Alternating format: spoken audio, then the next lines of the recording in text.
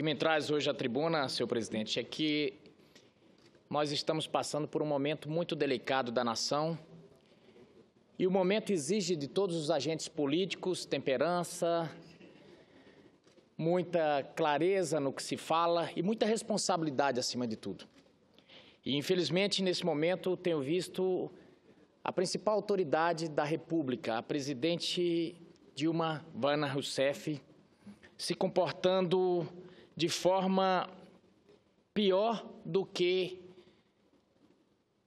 aqueles fatos que lhe são imputados no processo de impeachment. Aliás, eu digo a presidente Dilma, após o início do processo de impeachment, já cometeu mais crimes do que antes.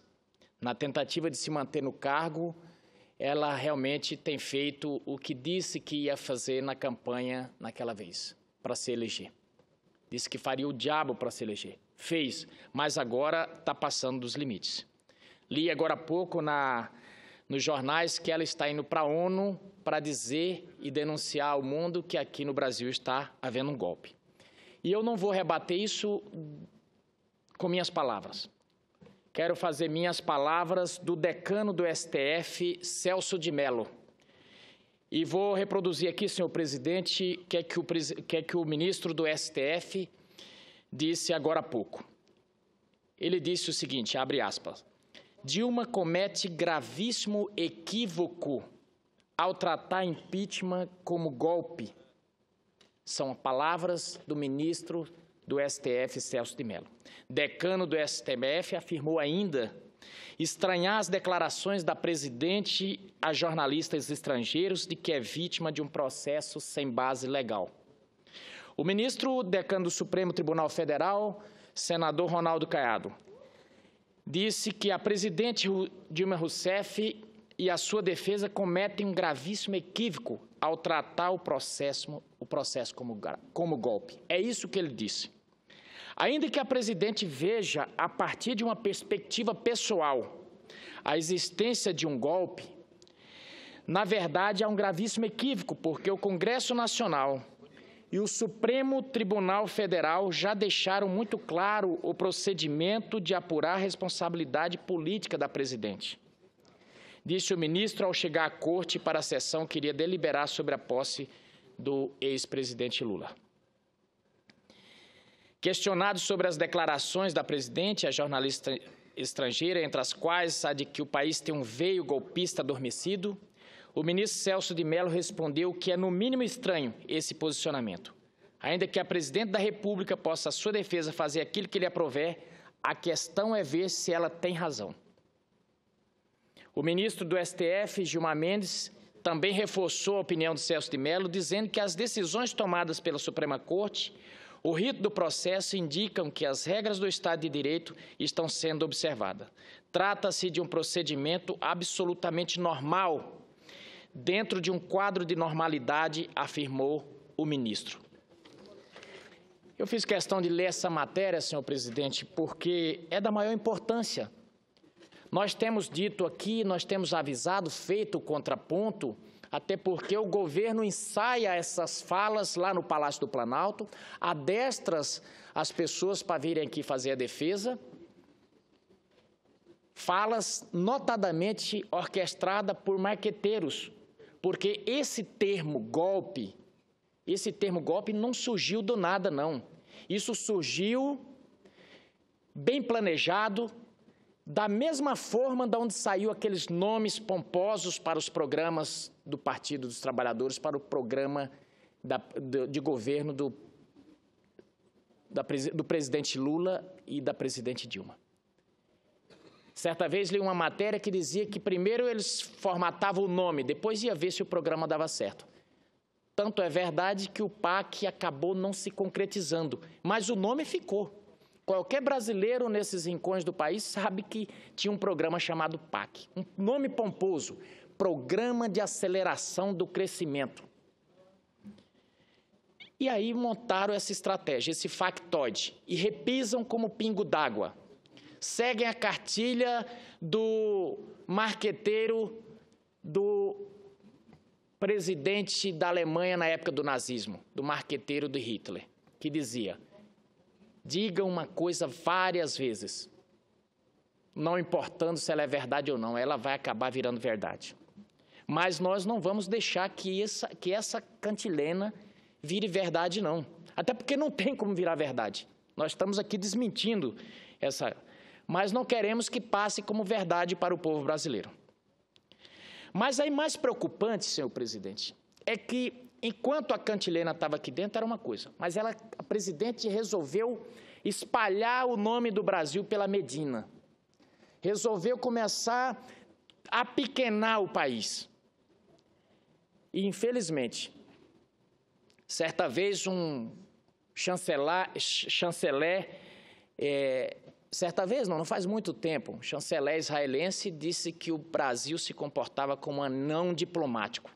Infelizmente, nesse processo de impeachment, não só como anão diplomático, mas o governo tem transformado o Palácio do Planalto numa coisa muito pequena. Feia até, dá vergonha alheia, porque a presidente chama os principais órgãos de imprensa e começa a plantar notícia, CNN, Times e por aí vai. E o interessante é que o Times, quando dizia que Lula era um cachaceiro, o presidente, na época, queria até expulsar o jornalista daqui do Brasil. Mas agora, o editorial do jornal serve, as reportagens dos jornais servem para plantar esses boatos. O Correio Brasiliense de hoje traz a manchete dizendo que a presidente cogita denunciar o golpe nas organizações das Nações Unidas. Se ela fizer isso, vai manchar mais ainda a biografia que todos eles dizem aqui que é da cor da farda da Marinha. Não tenho dúvida que vai sair com uma nódoa maior ainda, porque como se não bastasse a destruição, o derretimento da economia brasileira, o derretimento de valores que foram muito caros ao Brasil, o apequenamento da instituição presidência da República, porque presidente nenhum, nem a ditadura, ninguém nunca fez aquilo ali de palco para comício, para discussões partidárias. Aquela instituição sempre foi muito preservada. O máximo que o governo Lula conseguiu chegar perto da presidente Dilma foi um jardim que a primeira-dama fez lá uma estrela vermelha no jardim do Alvorada. O máximo. Mas, no máximo, todos os presidentes se comportaram. A ex-presidente, no afã, a ainda presidente Dilma, no afã de contar a sua versão, faz daquilo ali um comício. Todo dia, ou é o MST, ou é... Sempre coloca uma claque para lhe consolar. E repetem exaustivamente, golpe. Mas eu digo golpe. A senhora e o PT sabem bem que falar de golpe com essa ebulição democrática é o maior dos absurdos. Falar de golpe em Nova York, na Assembleia das ONU, se alguém puxar aquela foto da Avenida Paulista com mais de 1 milhão de pessoas, vai passar por ridículo. Como golpe se toda a população brasileira está querendo a saída desse governo? Se toda a população brasileira está exigindo dessa casa, do Legislativo, do Judiciário, do Ministério Público, que esses crimes todos sejam apurados? Como falar de golpe numa situação dessa? Ou será que a presidente esqueceu o que é um golpe? Ela lembra muito bem que diz que foi torturada, ela conta essas histórias de cunho pessoal, mas ela deve lembrar muito bem o que é um golpe. Golpe é quando alguém está sendo torturado, quando está tendo seus direitos civis cassados. A presidente não está tendo seus direitos civis cassados, a presidente está tendo todo o direito de se defender, mas abdica de se defender. Abdica de se defender, porque em todas as oportunidades que o seu advogado teve, ele simplesmente repetiu a cantilena de que é golpe, golpe, golpe e que não houve crime. Isso não são fundamentos. Uma defesa ela precisa ser fundamentada, lastreada, mas não enfrenta o mérito da questão. Só diz, não houve crime. Isso não é defesa. Isso é esperneio, isso é inconformismo. Geralmente, quando o advogado não tem argumentos, não tem fundamentos jurídicos para defender o seu cliente, ele cria uma história. E, geralmente, no final da sentença, o juiz prolata. Mero inconformismo, indefiro o pedido. E continua. Golpe, e eu pergunto, tudo que está acontecendo está na mais límpida transparência. Todo o processo aqui está seguindo suas etapas, com direito ao princípio contraditório, pedem defesa, dão defesa onde nem precisava. O governo está podendo fazer a sua defesa até além do que a sociedade aceita. Porque quem está fazendo a defesa é a própria Advocacia Geral da União. Está fazendo a defesa pessoal da presidente. Ora, o advogado da União é para defender a União. Mas eu digo que transparência não está faltando nesse processo. Transparência está faltando no governo. Isso sim está faltando. Mas eu ainda vou mais longe. Como falar em golpe, presidente Ronaldo Caiado, se a polícia está funcionando direitinho, o Ministério Público está funcionando como sempre funcionou, o Judiciário está funcionando como sempre funcionou, todas as instituições estão funcionando como sempre funcionaram, dentro da legalidade, o regime institucional não foi burlado em nenhum momento. Como falar em golpe? Que golpe é esse? É um golpe virtual, é um golpe dado, é um golpe midiático criado por esse governo e seu departamento de marketing. E aí tentam criar essa suposta verdade. Tenho certeza que os livros que contarão essa história que estamos vivendo, eu não tenho dúvida disso, vão tratar com os devidos elogios esse processo que ora passamos. Como uma presidente impopular que sofreu um processo de impeachment por sua má administração e conivência com os corruptos. A presidente Dilma surfou, durante todo esse tempo, calcada em alguns mitos. O mito da honestidade, o mito da capacidade gerencial. É bom que os brasileiros relembrem, todos aqueles que estão nos ouvindo, que o Conselho Administrativo da Petrobras era gerido pela presidente Dilma, quando ela ainda era ministra. Que depois ela foi para a Casa Civil, que ela também era ministra da Casa Civil. E todos esses nomes, Severo, Paulo Costa, tudo isso passava pela Casa Civil. Mas se você for perguntar ali, vão dizer, eu não vi. Ela não viu nada. Passadina foi comprada, Abreu Lima, todas essas coisas. E todos eles estão dizendo, a presidente Dilma é uma mulher honesta. Há poucos dias vi uma teoria interessante, quando daquele episódio do sítio de Atibaia, que um promotor disse o seguinte, a teoria da cegueira voluntária. Onde o indivíduo, ele se abstém de saber para não ser incriminado. E ele fez uma analogia muito interessante. É igual aquele sujeito que transporta uma mala lá da Bolívia aqui para o Brasil e eu não quero saber o que tem dentro dessa mala. Mas se ele for pego pela polícia, ele vai estar dentro do artigo que diz guardar, transportar. Não é só saber, não. A presidente da República tem reiteradamente dito, eu não tenho cometido crimes. Mas isso a comissão vai, com certeza, se debruçar e é o que vamos chegar ao final. Aí continuam falando em golpe. Em golpe. Mas eu pergunto, pau que bate em Collor não pode bater em Dilma? Pau que bate em Collor não pode bater em Dilma? O do Collor não foi golpe. O processo do Collor foi a jato. A jato não, mais do que jato, foi supersônico. Foi num dia, votou no outro, 2 dias depois ele estava fora da presidência da República.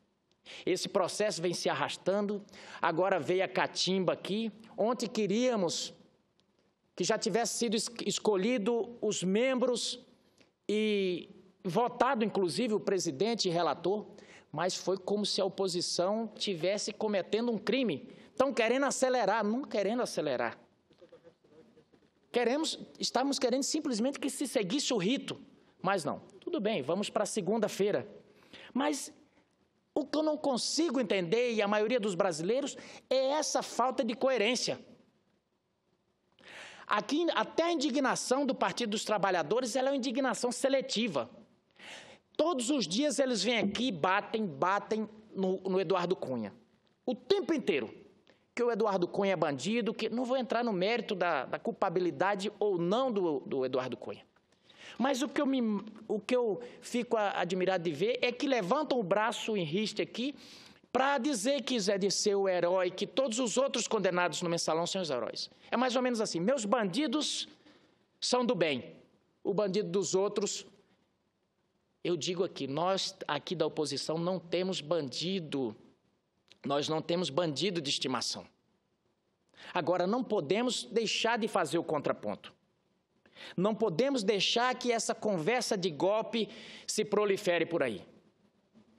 Não adianta vir aqui dizer que o The Guardian, que o Le Monde, que o Times, que a CNN falou isso ou falou aquilo. Esse processo se desenvolve aqui, o foro que é onde vai se desenvolver esse processo é aqui no Senado Federal, começa ali na comissão e é onde vamos discutir os fatos, vamos ver se as condutas que houveram ali estão amoldadas à norma, ao tipo legal.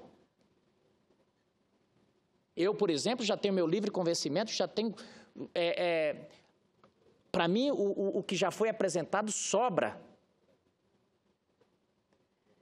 Mas teimo em repetir que há um golpe aqui. Que o senador Caiado é um golpista, que o senador Medeiros é um conspirador e por aí vai. E a última vítima do momento, o Judas a ser malhado, neste momento se chama Temer, Michel Temer. Michel Temer, que foi escolhido pelo Partido dos Trabalhadores por representar o maior partido desse país, por ter conduta ilibada e por ter uma imagem de ser discreto e por ser um dos maiores constitucionalistas desse país. Até poucos dias ele continuava gozando desse conceito com o Partido dos Trabalhadores e com o governo. De repente o governo caiu em desgraça e resolveram procurar. Para onde que a gente atira? Precisamos enfraquecer as estratégias. Olha para um lado, não dá para acusar a oposição sempre, a oposição já estava sempre malhada. Então, esse argumento não vale. Enfrentar o mérito, não tem como enfrentar o mérito. Bom, precisamos da tese do golpe, já criaram a tese do golpe, mas precisava de um conspirador também. E aí resolveram escolher o vice-presidente. Eu sou testemunha, sou parlamentar dessa casa e nunca fui procurado pelo vice-presidente. Que dentro de uma estratégia de conspiração, seria natural que procurasse cada parlamentar, principalmente do Senado, que só tem 81. Esse conspirador nunca me procurou. E estão começaram a demonizá-lo. Mas qual é a tese? É enfraquecer e desconstruir a imagem do vice-presidente. Para já dizer, olha, não tem ninguém para pôr no lugar.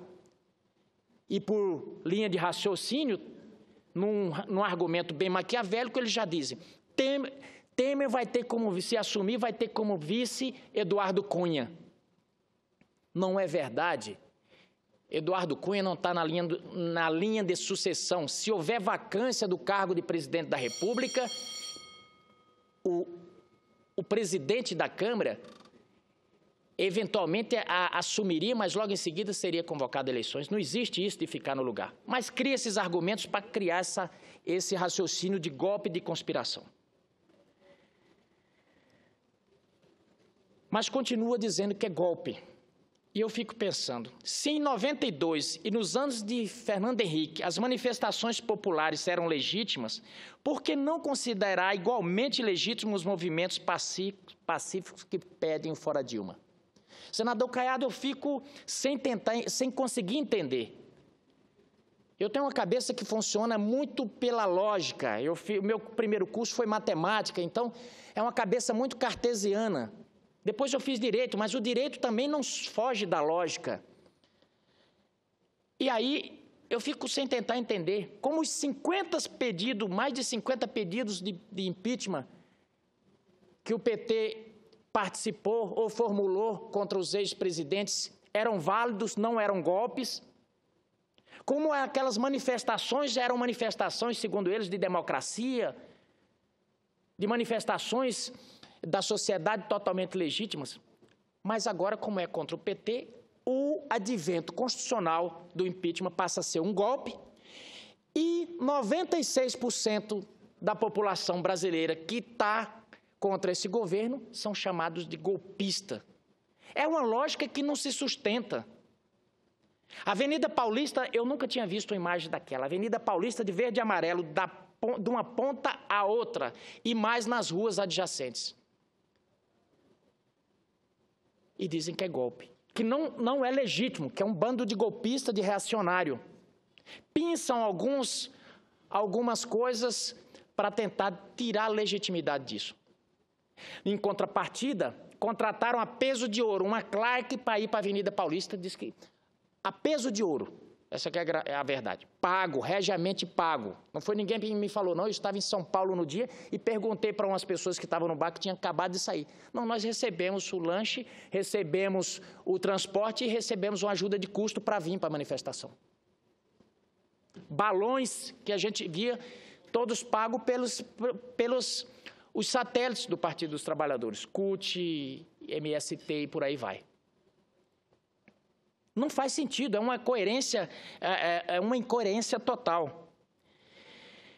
Mas aí continuam dizendo que é golpe. Bom, mas o Supremo Tribunal Federal já decidiu pacificamente que isso aí não é golpe.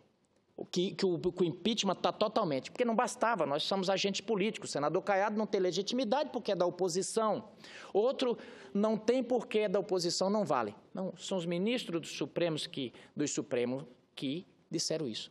Mas a voz do ministro do Supremo serve quando é para sustentar os argumentos que beneficiam o governo, não servem para fazer o contraponto. É o mesmo caso do editorial do Times. Quando o Times, de certa vez, se pronunciou que o Lula era um cachaceiro, queriam até expulsar o jornalista. Agora, dessa vez, foi benéfico, está valendo.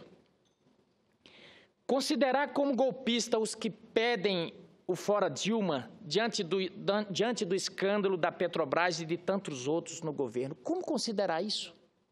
Não é legítimo que as pessoas fiquem indignadas com isso?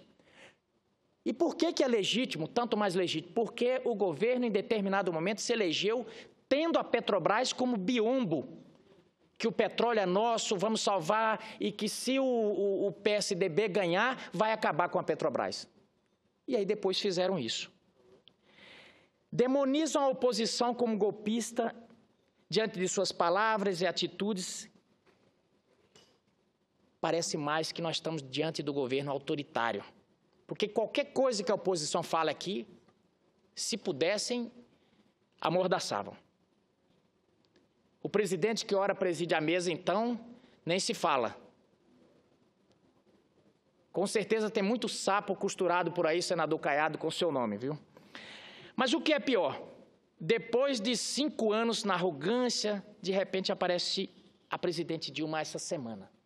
E eu até disse aqui nessa tribuna, se ela tivesse se comportado, se o Partido dos Trabalhadores no governo tivesse se comportado com aquele semblante, com aquela voz macia, com aquela forma de conciliatória, não estaria nessa situação. Porque o que levou esse projeto do PT à derrocada desde o início foi a soberba. O senador Magno Malta não está aqui, mas com certeza ele iria concordar. Existe um versículo bíblico que diz: a soberba precede a queda. Me lembro de uma entrevista do então deputado Roberto Jefferson, onde o jornalista perguntava o porquê daquilo. Ele falou: eu denunciei principalmente num arrobo, por causa da arrogância e da soberba com que tinha sido tratado pelo ministro José Dirceu. Mas não precisava nem o Roberto Jefferson dizer isso, era visível Era visível a empáfia e como se comportou esse partido quando chegou ao poder. Aliás, já tinha um viés de dono da verdade. Nós temos a verdade, eles não. Graças que, ainda bem que talvez o que tenha salvado o Brasil tenha sido essa soberba, porque do jeito que mentem, que criam factoides, que destroem reputações, que assassinam reputações sem a menor preocupação se isso é verdade ou não, era perigoso que esse partido se perpetuasse no poder. Porque contra a mentira, jamais a verdade vai vencer num debate eleitoral. Olha, o sujeito diz que vai dar um paraíso para todo mundo, como foi na última eleição. Pintaram o paraíso com programas eleitorais que parecia que era Francis Ford Coppola que tinha feito. O eleitor não tem a mínima chance de descobrir se aquilo é mentira ou não. O caso das pedaladas, por exemplo, foi isso. E o caso da pedalada me parece aquele sujeito que está noivo, mas ele era viciado em jogo. E a noiva diz, olha, eu não caso com você se você continuar jogando. Ele fala, não, nós temos que ajuntar dinheiro para casar. Ele fala, não, beleza, está tudo bem. E direto ele traz o extrato da conta. Ele continua jogando, tomando dinheiro emprestado, mas mostra um extrato de conta positivo para a noiva. E ele casa. 3 meses depois do casamento, ela descobre que as dívidas estão chegando e que eles estão falidos. Eu pergunto, se ele tivesse mostrado a conta e ela soubesse que ele continua na jogatina, ela ia casar? Não ia. Foi o caso dos eleitores brasileiros, foram enganados, redondamente enganados. Qual defesa que a oposição ou que qualquer projeto antagônico tem? Não tem, porque mente o tempo inteiro. Mas aí veio a soberba, um dos 7 pecados capitais. E derrubou. Foi a soberba. A presidente brada a Constituição o tempo inteiro e no dia da votação na Câmara, o tempo inteiro tinha deputados com a Constituição, levantando a Constituição. Constituição que o Partido dos Trabalhadores não assinou. Não votou a favor. Não votou a favor. Mas usa a Constituição. Mas é essa mesma Constituição que dá legitimidade ao processo de impeachment. Mesmo um estudante do primeiro ano de Direitos consegue enxergar de cara que todos os fatos do quais estão sendo acusada a presidente Dilma estão totalmente amoldados ao texto constitucional, à Lei 1079 do impeachment. Estão todos lá, claro como água, cristalino, mas tenta turvar. E quando se depara com esses argumentos, eles levam para o outro lado, para o argumento do golpe. Então, eu queria fazer um pedido para a presidente Dilma. Deixe a presidência da República com a dignidade que ainda lhe resta. Não enxovale o nome dessa grande nação no exterior. Está apequenando. Me faz ver a situação pelo qual passou o Paraguai há algum tempo atrás, em que essa mesma turma que brada golpe aqui agora falava que era golpe naquele momento. Que o Paraguai ia cair, ia se acabar porque o Império Norte-Americano estava interferindo na América Latina e que aquele país ia se acabar. Sabe o que acontece? O Paraguai hoje seria o nosso sonho de consumo em termos de economia.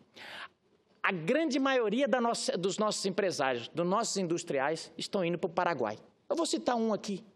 As lojas de Riachuelos, que todos os brasileiros conhecem, estão no Paraguai. As empresas estão indo para o Paraguai. Sabe por quê? Porque depois que tiraram aquele presidente, legitimamente, de acordo com a Constituição, o país floresceu. Deu uma nova saída para o Paraguai. E o Paraguai hoje é o sonho de consumo. Já me encaminho para o final, senhor presidente.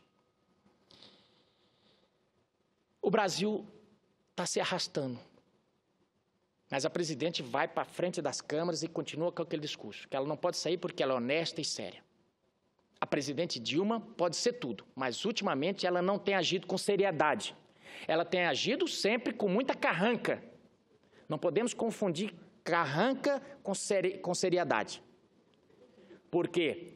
Falsear a verdade, obstruir justiça, nomear juiz, nomear ministro, para interferir na justiça, tentar interferir no judiciário, no legislativo, isso não é seriedade.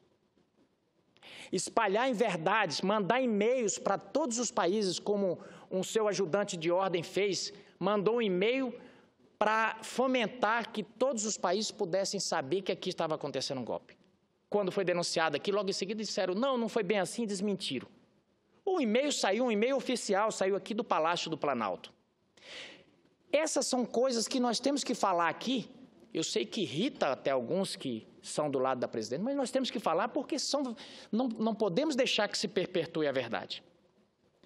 A presidente Dilma, ela será tirada da presidência da República, não é por golpe. Ela está saindo pela falta de capacidade gerencial e por não ter sido uma presidente que observasse as leis desse país. Ela está caindo por isso. E isso não é pouco. O cargo de presidente, ele pressupõe o zelo aos pilastras que sustentam o país. Mas, na verdade, o PT e seu governo não estão nem aí para nada disso. Tanto é que eles tiveram que fazer uma operação de guerra mesmo, no sentido do ministro dizer que se o oficial de justiça chegasse para prender o ex-presidente, era para dar porrada. Esse é o nível que nós estamos tendo. Mas, senhor presidente, ao finalizar, eu repito, a presidente não está caindo por golpe, é bom que os brasileiros saibam, está caindo porque desobedeceu a lei, cometeu crime, e aqui no Brasil, nossa legislação não deixou ninguém acima do guarda-chuva da lei. Todos estão abaixo da lei, todos têm que obedecer à lei, do menor ao maior, seja ele presidente ou ex-presidente. É isso que está acontecendo aqui. Nada mais. Com o ex-presidente Lula, apenas um caso de polícia. Com esse governo, um crime administrativo, um crime contra a lei orçamentária, que está sendo conduzido e investigado da forma que a lei prescreve. Nada mais que isso. O resto é mentira, falseamento. Muito obrigado, senhor presidente.